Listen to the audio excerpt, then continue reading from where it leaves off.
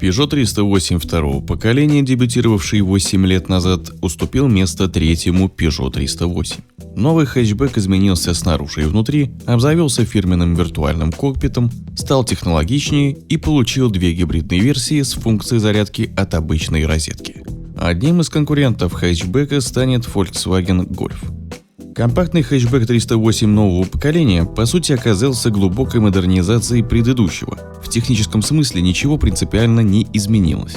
Он сохранил модульную платформу EMP2, которая модернизирована и имеет почти 70% новых компонентов и увеличенное количество клеевых соединений для уменьшения вибраций.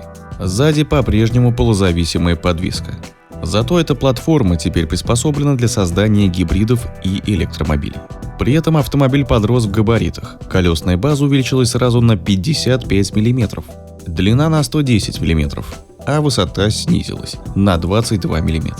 Коэффициент лобового сопротивления воздуху уменьшился с 0,29 до 0,28. Дизайн экстерьера нового 308 выполнен в соответствии с современной стилистикой марки. Хэтчбеку досталась безрамочная решетка радиатора, как у обновленного кроссовера 3008, ходовые огни, стилизованные под клыки льва, и задние фонари с элементами в форме трех когтей. В стандартной комплектации вся оптика светодиодная, а в исполнениях GT и GT Pack доступны матричные фары.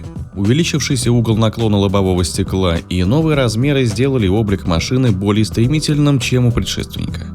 Покупателям предложат колесные диски от 16 до 18 дюймов и 7 цветов кузова. Peugeot 3008 стал первой моделью французской марки с новым логотипом, представленным в феврале. С 1850 года эмблема Peugeot менялась 10 раз. Однако центральной фигурой всегда остается лев. Новый логотип радикально отличается от того, который использовался последние несколько десятилетий. По форме он напоминает геральдический щит с головой рычащего льва. За логотипом по центру радиаторной решетки спрятали датчики и радары системы помощи водителю. Это решение стало возможным благодаря использованию технологии радиопрозрачности. 308 обзаведется системами полуавтономного вождения Drive Assist 2.0. Это адаптивный круиз-контроль с функцией Stop and Go, система удержания в полосе, полуавтоматическое перестроение для обгона с последующим возвратом в полосу движения на скорости от 70 до 180 км в час, предупреждение водителя о предстоящих скоростных ограничениях и адаптация скорости в поворотах. В список базового оборудования включены система контроля слепых зон, система предупреждения при движении задним ходом, камера заднего вида с встроенным омывателем. Также предусмотрена система помощи при парковке с функцией кругового обзора и 4 камерами, система бесключевого запуска двигателя и автоматического отпирания-запирания дверей, обогрев лобового стекла и рулевого колеса, система экстренного вызова eCall+, европейский аналог российской EuroGLONASS и автоматическая регулировка положения зеркал заднего вида при включении заднего хода. Архитектура салона с маленьким рулем и щитком приборов над ним сохранилась, но все элементы новые. Сам щиток в дорогих версиях полностью виртуальный, 10-дюймовый с 3D-эффектом. Экран мультимедийной системы также 10-дюймовый. Обращает внимание комплект из пары крохотных селекторов, трансмиссии в случае автомата и переключатель режимов движения. Блок микроклимата частично сохранил физические клавиши. Совокупный объем ниш для хранения вещей в салоне составляет 34 литра. Предусмотрена электрорегулировка кресел, атмосферно-диодная подсветка на 8 цветов, беспроводная зарядка для мобильных устройств и акустическая система Focal с 10 динамиками. На европейском рынке в моторную гамму вошли 1,2-литровые бензиновые тройки PureTech на 110 и 130 лошадиных сил, а также 1,5-литровые 4-цилиндровый 130-сильный дизель Blue HDI. Младший агрегат сочетается только с 6-ступенчатой механической коробкой передач, а два других могут работать и с 8-диапазонным автоматом. Кроме того, хэтчбэк будет доступен с двумя гибридными установками с батареей на 12,4 кВт-часа.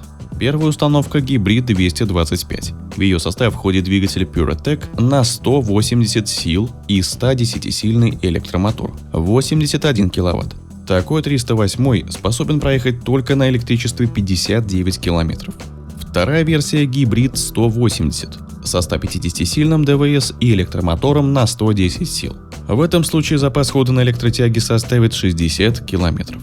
Зарядка гибридного хэтчбека от устройства на 32 ампера займет примерно 2 часа, от усиленной розетки на 16 ампер – 3 часа 50 минут, а от стандартной 8-амперной – 7 часов и 5 минут. На европейский рынок новый хэтчбэк Peugeot 308 поступит во второй половине этого года. Чуть позже к нему должен присоединиться универсал. С российского рынка Peugeot 308 ушел в 2018 году. Как вам новый Peugeot 308 и как вы считаете, составит ли он конкуренцию новому Volkswagen Golf? Напишите свое мнение в комментариях. Также не забывайте подписываться на канал, нажимать на колокольчик, чтобы не пропускать новые видео и быть в курсе последних событий автоиндустрии.